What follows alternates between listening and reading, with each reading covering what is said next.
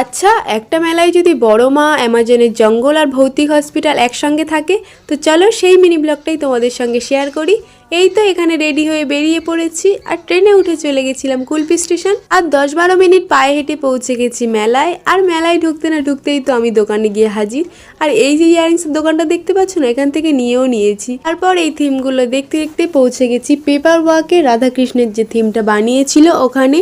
আর ওখান থেকে বেরিয়ে চলে গেছিলাম বড়মার কাছে। না না, এটা নৈহাটি না, কুলপিতেই বড়মাকে বানিয়েছিল।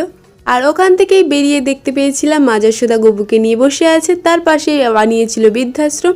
আর তারপর একেবারে চলে গেছিলাম অ্যামাজনের জঙ্গলটা দেখার জন্য। এখানে জঙ্গলটাও না বেশ ভালো করেছিল। কিছু কিছু জীবজন্তু দেখে তো মনেই হচ্ছিল না যে এগুলো আর্টিফিশিয়াল, পুরো রিয়েলি মনে হচ্ছিল। আর ওখানে না বেশ জীবজন্তুদের যে আওয়াজটা সেটাও দিয়েছিল, আমি তো সেগুলো দিতে পারিনি। তারপর ওখান থেকে বেরিয়ে চলে গেছিলাম ভৌতিক হসপিটালটা দেখার জন্য। আর এখানেও না সবকিছু ভালোই ছিল, কিন্তু এখানে লাইটের ব্যবস্থাটা এতটাই বাজে ছিল, মানে আমার তো লাইটটা একদমই ভালো লাগেনি, কিছুই আমি দেখতে পাইনি। এই যেটুকু যা দেখছি এডিটের সময় এই দেখতে পাচ্ছি। আমার তো এখন লিটারেলি হাসিই পাচ্ছে, আমি কিনা এই সমস্ত কিছু দেখে ভয়ই পাচ্ছিলাম। তো তারপর সেখান থেকে বেরিয়ে এসে একটু মেলাটা ঘুরে দেখছিলাম। তোমরা কে কে এই কুলপির রাসমেলা সম্পর্কে জানো কমেন্টে জানিও তো, আর কে কে এসেও ছিলে সেটাও জানিও। তো তারপর একটু খাওয়া দাওয়া করে নিচ্ছিলাম, আর খাওয়া দাওয়া শেষে আবার একটু